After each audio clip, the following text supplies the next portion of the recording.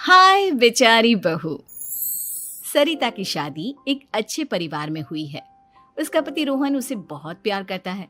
घर में उसकी सास शांति और ननद मीनाक्षी भी है, जो सरिता के किसी काम में दखल अंदाजी नहीं करती। लेकिन फिर भी सरिता को ऐसा लगता है कि दुनिया की सबसे ज्यादा बेचारी बहू वही है और सबसे ज्यादा अत्याचार उसी पर हो रहा है। माँ जी, ये लीजिए आपकी चाय। अरे बहू, तूने इतनी ज्यादा चीनी क्यों डाल दी चाय में? हाय हाय माँ जी, मैंने तो उतनी ही मीठी बनाई है जितनी मीठी आपको पसंद है। माँ जी, आपको तो मेरे हाथ की चाय अच्छी ही नहीं लगती। जब देखो कुछ न कुछ कमी निकाल ही देती हो। अरे बहू, तू एक बात के पीछे ही पड़ जाती है। मैंने ऐसा कब कहा कि तू रोज चाय खराब बनाती है? सरिता अपने कमरे में चली जाती है और फोन उठाकर अपनी माँ से बात करती है। हेलो माँ, कैसी हो आप? क्या कर रही हो? मैं तो ठीक हूँ, पर तू बता, तेरा मूड कैसा है? तेरी आवाज से लग रहा है कि कुछ तो हुआ है तेरे ससुराल में।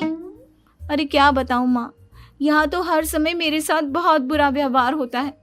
मैंने अपनी सास के लिए इतनी अच्छी चाय बनाई, लेकिन मेरी सास चाय पीते ही मुझे 4 बातें सुना दी। बेटी, तू इतनी छोटी छोटी बातों पर ध्यान ही क्यों देती हो? तुम्हारी सास ने कुछ बोल भी दिया तो क्या हो गया, वो बड़ी है ना तुझसे। माँ ने इतना समझाया, लेकिन इस बात का सरिता पर कोई असर नहीं हुआ। अपनी बेचारी बहू की छवि वो बदलना ही नहीं चाहती। अगली सुबह सब नाश्ते की टेबल पर बैठकर नाश्ता कर रहे थे, तभी सरिता ने अपने पति से कहा, सुनिए जी, मुझे ना आज बाजार से कुछ सामान लेकर आना है। आज आप ऑफिस से आने के बाद मुझे लेकर चलना ना। भाभी, मुझे भी कुछ किताबें खरीदनी है। आप दोनों जा ही रहे हो तो मेरी किताबें भी ले आना। लो, अभी तो बात ही की है बाजार जाने की, तो एक फरमाइश आ गई। माँ जी, आप भी बता दो कुछ, और हाँ, मोहल्ले वालों से भी बोल दो अगर वो कुछ मंगवाना चाहते हो तो। बेचारी मीनाक्षी अपना सा मुंह लेकर रह गई। ये सब देखकर रोहन से चुप नहीं रह गया और वो गुस्से में बोला, सरिता, क्या हो गया है तुम्हें? मीनाक्षी ने तो सिर्फ किताबों के लिए बोला है। तुम्हें मीनाक्षी से इस तरह से बात नहीं करनी चाहिए। माफी मांगो उससे अभी। क्या? मैं माफी मांगू? दिन भर आपके घर के काम करूं मैं, आपकी और आपके घर वालों की बातें सुनूं मैं, और अब माफी भी मैं मांगू? ऐसा कभी नहीं हो सकता। ये बोलकर सरिता वहां से चली जाती है। एक दिन उनकी पड़ोसन घर आती है। अरे सरिता, क्या कर रही है?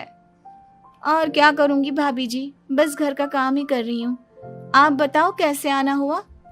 अरे मैं तो तुम्हारा हालचाल पूछने आई थी, लेकिन तुम तो बिजी लग रही हो। कोई बात नहीं, मैं बाद में आ जाऊंगी। और क्या करूं भाभी जी, जब से शादी होकर आई हूँ ना, बस काम ही कर रही हूँ। और इस घर में ना कोई मेरी कदर नहीं करता। पति है जो बस घर से ऑफिस, ऑफिस से घर। ननद को तो कॉलेज से फुर्सत नहीं। बची सास तो उनका सारा समय मेरी गलतियां निकालने में लग जाता है। अरे ये क्या कह रही हो सरिता? तुम्हारी सास तो पूरे मोहल्ले में तुम्हारी तारीफ करती फिरती है कि तुम बहुत अच्छी हो, पूरा घर तुम्ही ने संभाल रखा है। हाँ तो क्या हुआ, इसमें गलत क्या कहती है? सच्ची तो कहती है। मेरी मर्जी के बिना इस घर का पत्ता भी नहीं हिलता। शाम को जब रोहन घर आया तो उसने सबसे कहा, कल हम सबको मौसी जी के घर जाना है। उनकी बेटी की शादी है। सब अपनी अपनी पैकिंग कर लो, सुबह होते ही निकल जाएंगे। और सरिता, तुम कान खोलकर सुन लो, वहां जाकर किसी की बुराई भलाई शुरू मत कर देना, नहीं तो मुझसे बुरा कोई नहीं होगा। हाय हाय जी, आप तो ऐसे कह रहे हो जैसे मैं सुबह शाम सबकी बुराई करती फिरती हूँ। आज तक कोई कह नहीं सकता कि मैंने किसी की पीठ पीछे किसी के बारे में कोई बुरी बात बोली हो तो। अरे बस बहू, बात को और ज्यादा आगे मत बढ़ा। हमें सब पता है तू हमारे साथ क्या व्यवहार करती है। ये बात घर तक रखना, शादी में किसी को कुछ मत बोलना, नहीं तो सब कहेंगे कि शांति की बहू कितना बोलती है। हाँ हाँ, सब कुछ तो मैं ही बोलती हूँ ना। आप लोग तो हर समय फूलों की बारिश करते रहते हो मेरे ऊपर। सारी गलती मेरी है जो मैं इस घर में आई। सबका कितना ध्यान रखती हूँ, लेकिन फिर भी मेरी तो आप लोगों की नजर में कोई कदर ही नहीं है। अगली सुबह सब लोग मौसी जी के घर पर चले जाते हैं। वहां पर शादी का माहौल होता है, सब जगह चहल पहल होती है, बहुत सारे मेहमान आए हैं। सरिता को वहां बहुत अच्छा लग रहा है। वो अपने मन में सोचती है, यहाँ कितना अच्छा लग रहा है, कितनी रौनक है। मैं यहाँ किसी से ज्यादा बात नहीं करूंगी। अगर मेरे मुंह से कुछ ऐसा वैसा निकल गया तो रोहन जी तो मुझसे गुस्सा हो जाएंगी। सरिता ये सब सोच ही रही थी कि वहां रोहन की कजिन साक्षी आ गई और सरिता से बोली, आप सरिता भाभी हो ना? जितना आपके बारे में सुना था आप तो उससे भी ज्यादा सुंदर हो। हाँ वो तो है, मेरी सुंदरता की तारीफ सब करते हैं।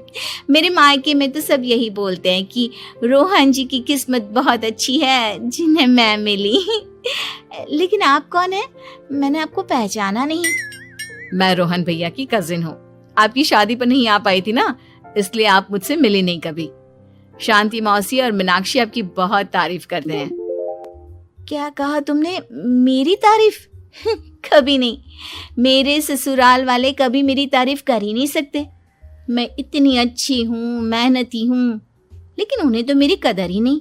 सारा दिन घर का काम करती हूँ, फिर भी मेरी सास ना मुझे सुनाती रहती है और पति भी मेरी सास की साइड लेते हैं। ना कभी बाहर ले जाते हैं ना कहीं घुमाने। अगर घुमाने के लिए कभी बोल भी देना तो उनकी बहन बीच में आ जाती है। मैं कैसे रह रही हूँ उस घर में ये मैं ही जानती हूँ। सरिता की ये बातें सुनकर साक्षी को बड़ी हैरानी हुई। अब वो हर किसी के सामने अपनी बढ़ाई और ससुराल वालों की बुराई करने लगी। रोहन और शांति को सरिता पर बहुत गुस्सा आया, लेकिन वो चुप रहे। अगले दिन जब वो अपने घर पर आए, सरिता, तुमने क्यों सबके सामने मेरी इज्जत का तमाशा बनाया? तुमसे बोला था ना कि चुप रहना। अजी ऐसा भी क्या कह दिया मैंने जो इतना भड़क रहे हो? तुम जहां जाती हो अपना रोना शुरू कर देती हो, कभी किसी दूसरे की बात ही नहीं सुनती, बस अपनी कहती रहती हो। तुमने सबके सामने हमारा तमाशा बनाकर रख दिया है। हे भगवान, मुझे अपने पास बुला ले। जिस घर में मेरी कदर ही नहीं उस घर में मेरा क्या काम? अरे क्या करूंगी मैं यहाँ रहकर? जो भी आता है मुझे सुनाकर चला जाता है। मैं तो किसी से कुछ नहीं कहती। सीधी सादी बहू मिल गई है ना सबको, तो जो जी में आए वो करो। सरिता ने अपने आगे किसी को कुछ बोलने ही नहीं दिया और उस दिन भी उसने सबके सामने खुद को बेचारी बना ही दिया। अगले दिन मीनाक्षी कॉलेज के लिए लेट हो रही थी, इसलिए वो हर काम जल्दी जल्दी कर रही थी। अपना नाश्ता लेने किचन में गई और पतीले में रखे गरम दूध को गिलास में डालने लगी। दूध का पतीला उसके हाथ से छूट गया और गरम गरम दूध उसके हाथ पर गिर गया। ओए माँ, हाय मेरा हाथ, माँ मेरा हाथ जल गया। मीनाक्षी की आवाज सुनकर सरिता दौड़ती हुई आई। ये क्या किया तुमने? तुम्हें नाश्ता चाहिए था तो मुझसे बोल देती, मैं क्या मना करती थी? अब पता नहीं कितने दिन की मुसीबत पाल ली तुमने। सरिता मीनाक्षी को उसके कमरे में ले गई और उसका बहुत ख्याल रखा। उसका इस तरह से ख्याल रखना शांति और रोहन को थोड़ा अजीब लगा। माँ, सरिता के दिमाग का भी कुछ पता नहीं। कल शादी में सबको इतना कुछ बोल कर आई है हमारे बारे में, और अब मीनाक्षी की कितनी अच्छी देखभाल कर रही है।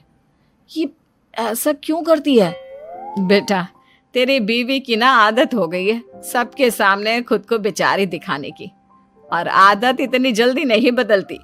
जब ये बोलना शुरू करती है तो रुकने का नाम ही नहीं लेती, इसलिए इसे पता ही नहीं चलता कि ये किसके सामने क्या बोली जा रही है। लेकिन दिल की बहुत अच्छी है।